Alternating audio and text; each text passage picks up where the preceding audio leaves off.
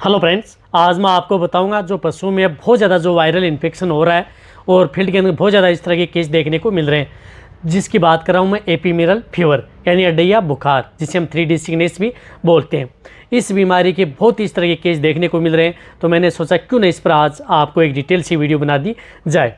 देखो, यदि आपके पशु में ये भी एक वायरस जनित रोग है, एक संक्रामक रोग है जो कि पशु में बहुत ज़्यादा फैलता है, और इसकी वजह से आपके पशु में आपने देखा होगा कि आपके पशु में जिसमें बुखार भी आती है, लंगड़ापन भी चलता है, आपका पशु चलने में भी दिक्कत करता है। किस तरह के सिम्टम्स आते हैं उनके बारे में बताऊंगा, किस तरह से डायग्नोसिस करके आप किस तरह से उसका ट्रीटमेंट कर सकते हैं। यानी एपीमेरल फीवर का डायग्नोसिस, सिम्टम्स एंड ट्रीटमेंट सही विधि से, सही तरीके से परफेक्ट ट्रीटमेंट आपको बताया जाएगा। जिस तरह से यदि किस तरह की टेबलेट और किस तरह के इंजेक्शन का प्रयोग करके इस बीमारी से आप अपने पशुओं को निजात दिला सकते हैं या ठीक कर सकते हैं। वीडियो लंबी होगी, इसके करके मैं देखना, पूरा देखना। जितने भी जो नए आए हैं, जो जितने वेटरनरी असिस्टेंट हैं या अदर जो पशुपालक जो इस चैनल पर अभी नए आए हैं, तो पहले आप इस चैनल को सब्सक्राइब कर लें, साथ में बेल आइकन और ऑल वाला ऑप्शन दबा लें, क्योंकि इस चैनल पर आपको बहुत ही सही और सटीक जानकारी के साथ वीडियो दी जाती है। देखो, सबसे पहले तो मैं आपको बताना चाहता हूँ कि एपीमेरल फीवर एक वायरस जनित रोग होता है, जो कि मुख्य रूप से क्या होता है कि ये गायों में ज़्यादातर पाया जाता है, लेकिन भैंस के अंदर भी ये देखने को मिलता है। कई कई भैंसों में अंदर भी एक तरह का जो वायरस है वो देखने को मिलता है, लेकिन जो भेड़ बकरियां हैं, अदर एनिमल्स हैं, उनमें ये बीमारी नहीं होती है। अब जो लंपी रोग चल रहा है, उस रोग के अंदर अंदर ये वायरस भी कई पशुओं में साथ में हो रहा है, जिससे दिक्कत आ रही है। तो इसके लिए आपको किस तरह के सिम्टम्स देखने को मिलते हैं? देखो, इसमें क्या होता है कि शुरुआती स्टेज में आपको क्या होता है कि आपका पशु चलना पड़ना बंद कर देता है, जुगाली आपका पशु करता नहीं है, सुस्त खड़ा हो जाता है। रही बात आपके पशुओं का जो टेम्परेचर है वो हाई हो जाता है, टेम्परेचर 103 डिग्री से लेकर के 160 डिग्री फॉरेनहाइट भी कई बार आपके पशुओं का चला जाता है, और आपका पशु सुस्त तो रहता ही रहता है। इस बात का है, ये तो आपको क्या कि शुरुआती स्टेज में फर्स्ट दिन में इस तरह के सिम्टम्स आपको देखने को मिलते हैं। लेकिन यदि आप पहले दिन यदि आप ट्रीटमेंट नहीं करवाते हैं, तो सेकेंड दिन आपको क्या होता है कि आपके पशुओं में जो पूरी बॉडी है शरीर पशु की, वह अकड़ जाती है, यानी जकड़ जाती है। पशु चलने में दिक्कत करता है, चल नहीं था। यदि आप खींचने की कोशिश करते हैं तो पशु चलने में बहुत ही ज़्यादा दिक्कत करती है, यानी वो अपने पैर, आगे वाले पैर हैं, वो उठा नहीं पाता है। यदि ज़बरदस्ती ये उठाने की कोशिश करता है तो सिकुड़ करके चलता है, लंगड़ा करके चलता है। लेकिन इसमें एक खासियत होती है कि इसमें पशु लंगड़ा करके तो चलता है, लेकिन इसमें आपके पशुओं के शरीर पर किसी भी तरह की स्वेलिंग नहीं आती है, सोजन नहीं आती है। ऐसा है, बहुत इस तरह के हैं कि लोग जो इसमें पशु लंगड़ा करके सीखने से यानी लंगड़ा जाता है, तो कई बार इसमें ब्लैक वाटर समझ लेते हैं, यानी लंगड़ा बुखार हो गया होगा, उसका ट्रीटमेंट कर देते हैं, लेकिन उससे ठीक नहीं हो पाता है। लेकिन इसके अंदर लंगड़ा बुखार के अंदर तो आपने देखा कि स्वेलिंग भी आती है, लेकिन इसमें कोई स्वेलिंग नहीं आती, लंगड़ा करके ज़रूर चलता है, चलने में दिक्कत भी करता है। रही बात आपके पशुओं के नाक से डिस्चार्ज भी आता है, टेम्परेचर बढ़ता है तो। और कई बार आपके पशु में जिस प्रकार से एक पैर से यदि आपका पशु लंगड़ा करके चलता है, कई बार दूसरे पैर से, इस तरह से आपके पशु में क्या करता है कि एक पैर, दो पैर, कई बार चारों पैरों को जकड़ लेता है ये वायरस, इस तरह से घूमता रहता है।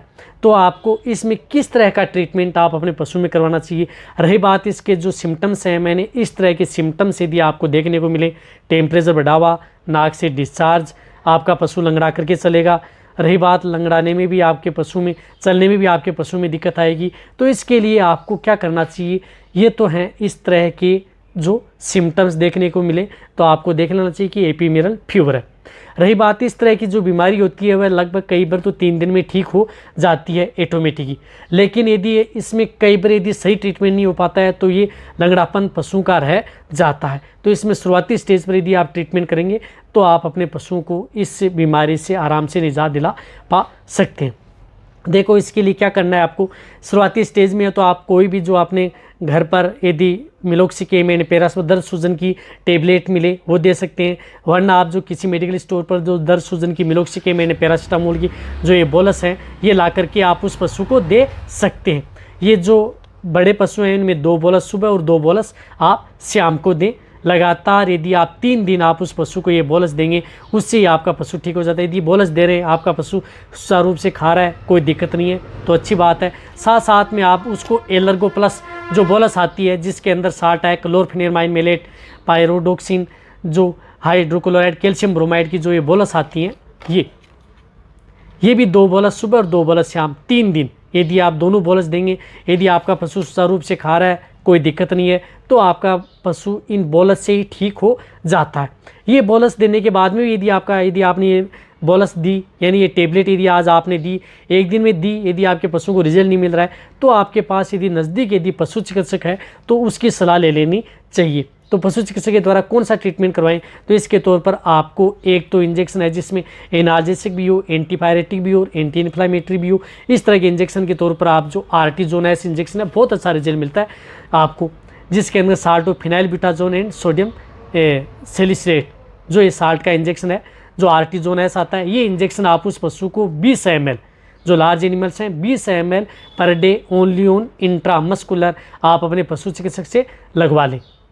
यह कंटिन्यूटी इंजेक्शन आप 2 से 3 दिन लगवा सकते हैं।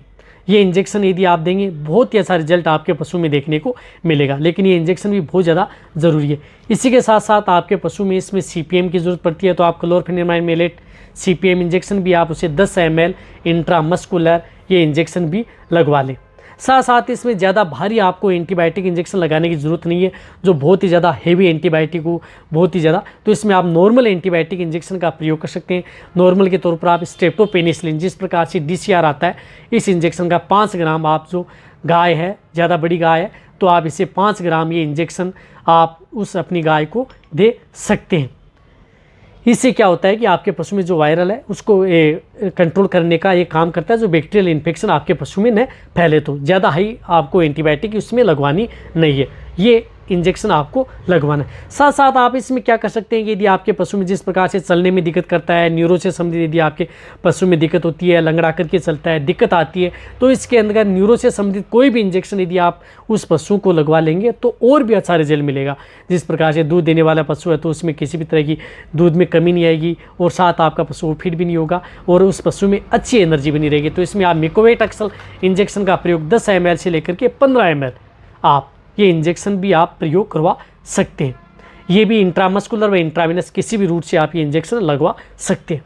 देखो इस तरह के 3 से 4 इंजेक्शन यदि आप प्रयोग करेंगे, ज़्यादा महंगा खर्चा नहीं होगा, आपका पशु ठीक भी हो जाएगा। रही बात यदि आपका पशु बोलस से ठीक नहीं हो रहा है तो आपको ये इंजेक्शन आप अपने पशुओं को लगवाने, बोलस से ठीक हो जाता है तो कोई ज़रूरत नहीं है, यदि ठीक नहीं हो रहा है तो ये इंजेक्शन आप अपने पशु चिकित्सक के द्वारा ज़रूर लगवा लें। रही बात जो ये इंजेक्शन है, ये इंजेक्शन यदि आप अपने का पशु प्रेग्नेंट है, नॉन प्रेग्नेंट है, दोनों तरह के पशु में आप इस इंजेक्शन का प्रयोग कर सकते हैं। यानी ये प्रेगनेंसी सेफ इंजेक्शन है।